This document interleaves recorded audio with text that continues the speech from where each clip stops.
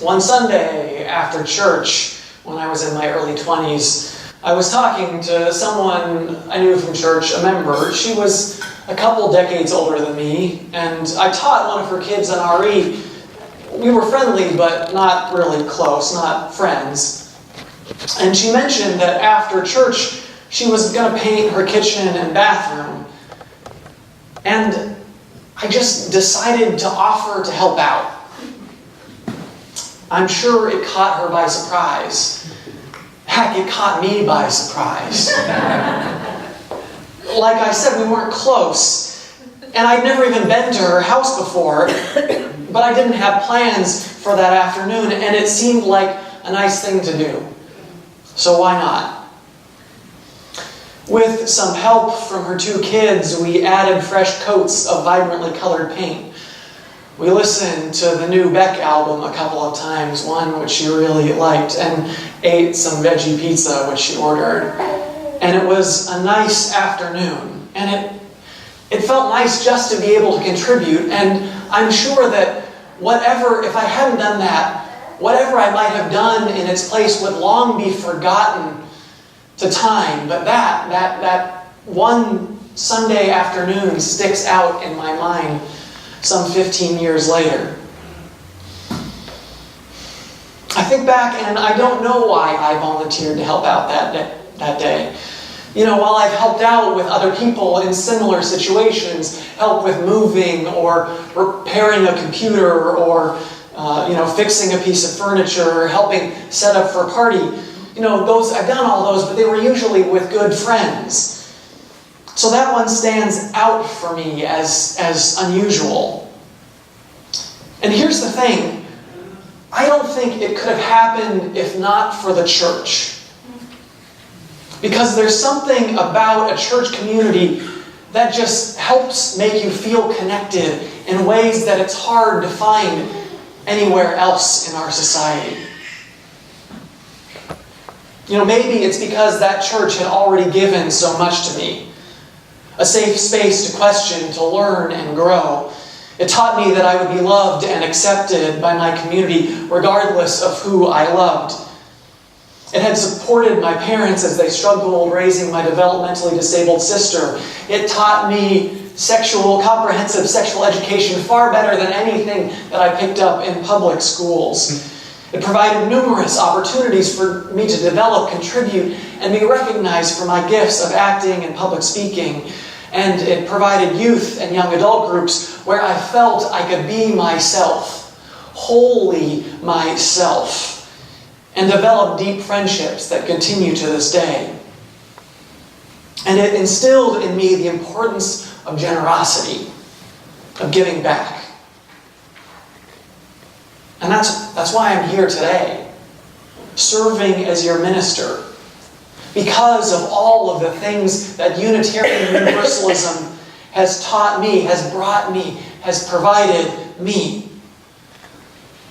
I have a desire to give back to this faith which has brought me so much. And one of the reasons I was attracted to ministry is because it's about helping people, both within the church and beyond its walls. It's about being of service, of giving back to others. And for all of the challenges of ministry, that is incredibly rewarding. To have a job where I get to be of service.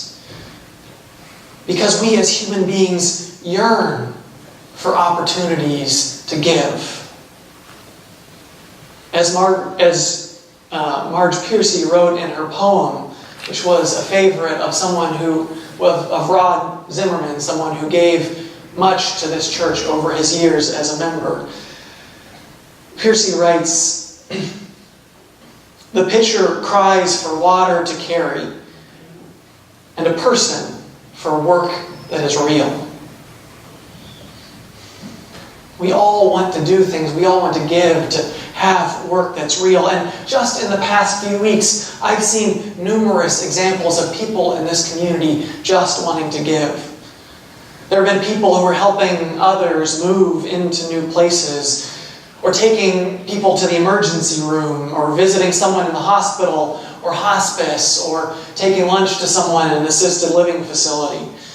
or who signed get well cards, or the outpouring of support for Andrea and Marcaneo and their son Max, which is just heartwarming and, for me, reminds me of the incredible support Anna and I got from our Oakland UU church community when our daughter was in the neonatal intensive care unit for the first 2 weeks of her life. I know how important that is. There were those who helped plan a beautiful farewell party for Gail and Marjorie, and those who are helping plan another one for Barbara Moore. It's the people who contribute to this church in ways large and small. It's the people who bring cookies and set up coffee and staff the welcome desk, who count the offering and serve as ushers and serve as board members and managers and committee chairs and committee members and worship associates and musicians and choir members and teachers and coming-of-age advisors and those who help organize the Elder Circle and so much more. I apologize if I've overlooked you in this brief litany. I know that for some, and if I took the time to think about it, what you have given is certainly noticed, certainly appreciated. We give in so many ways to this community because giving feels good. And of course, we contribute outside of these walls too. Friday's shootings in New Zealand brought back to mind the 36 people from Emerson who went to the West Valley Islamic Center on the night before the inauguration as a show of solidarity, or joined in the March for Our Lives this past year, or the women's marches, or the Interfaith Solidarity March after the shooting at the Tree of Life Synagogue in Pittsburgh. And next Saturday, there is another opportunity for people to show up. There are hate groups who are planning to protest the appearance of Palestinian-American Congresswoman Rashida Tlaib at the annual banquet of the Council of American Islamic Relations of Los Angeles, that banquet is being held in Woodland Hills. And so there's a need for interfaith witnesses to show up and to be a peaceful and loving barrier between the protesters and attendees. It requires us to just not respond to the protesters, but to just be present with love and caring and compassion for those there to attend. So if you'd like to know more, please email me and I can share that information with you. And it was the people who checked in on each other during the Brett Kavanaugh hearings and the people who worked to get a record number of women elected to Congress. It's the people who drove to multiple Glendale City Council meetings during rush hour and stayed sometimes past midnight and helped convince them not to spend tens of millions of dollars on a natural gas plant, but to consider investing in renewable energy. Or those who planted acorns and wildflower seeds to restore the native habitat damaged by wildfires. Or who are working to fight the scourge of plastic pollution. It's the people who are calling to make sure that others were okay during the wildfires and taking others into their homes. Sometimes taking others into their homes and then having to relocate yet again to someone else's homes. Reminds me of the people who 25 years ago rushed over to Emerson immediately after the Northridge quake to make sure that the homeless families who were staying in the basement of our old building were okay. We give because someone gave to us. We give because nobody gave to us. We give because giving has changed us. We give because giving could have changed us. And it's so important that we cultivate a culture of generosity. And it's a central part of every religious tradition. I don't know if many of you know this, but we have our 6 youth who are going through our Coming of Age program. And each time we have this program, each one of them gets $100, which was donated by a member of the congregation. And the only requirement is that they have to give that money away to a cause that they feel is worthy of it, and then report back what they did with it.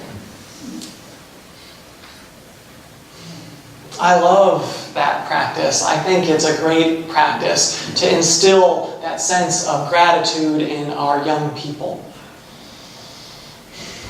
And that's why I also like that we do our food collection each week and that we get our kids involved. Even if our kids' only involvement is bringing up the food, they still learn the idea, internalize that idea Sunday after Sunday that giving is important.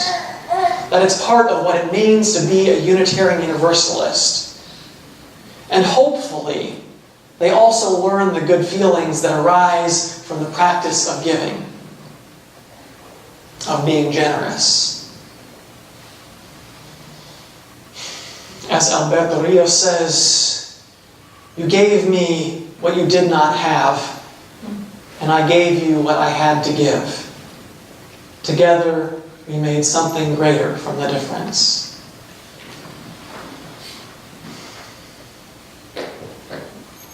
Now, since this is Stewardship Sunday, the beginning of our annual pledge drive,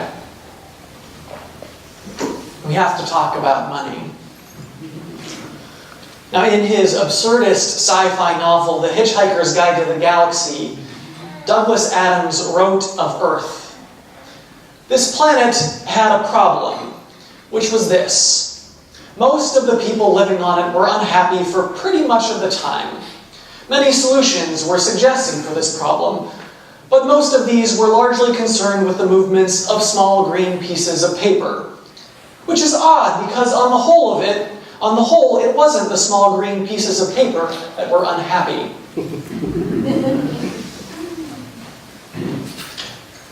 As Adam so humorously alludes to, sometimes we have unrealistic expectations about what money can do.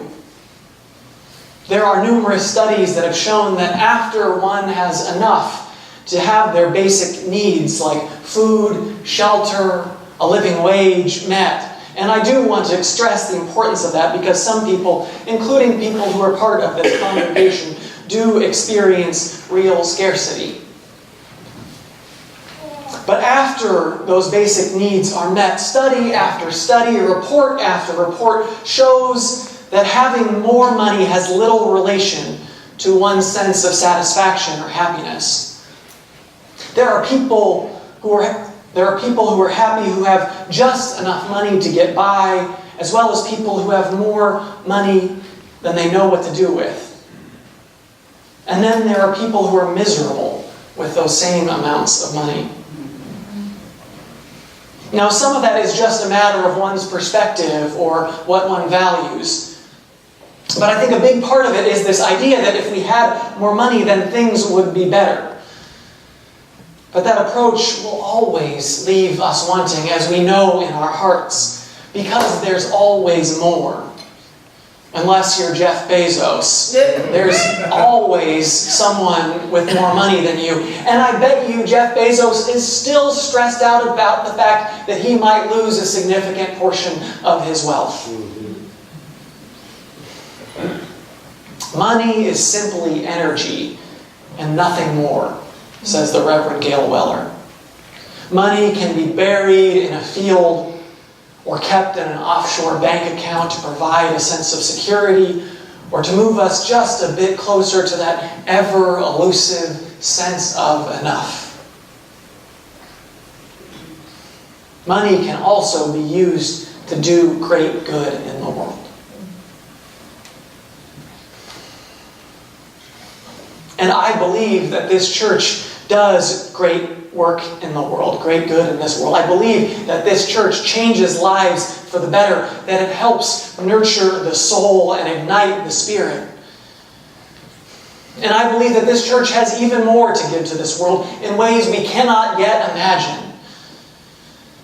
This congregation needs your support in whatever ways you can give.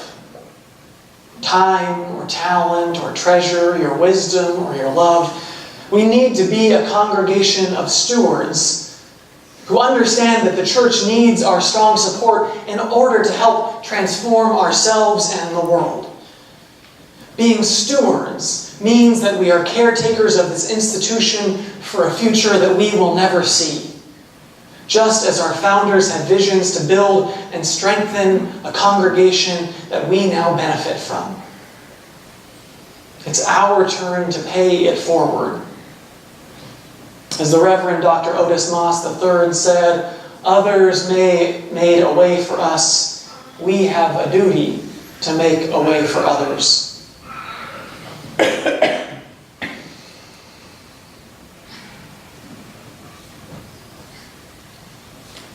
How do you quantify in a dollar amount what place this church has in our lives?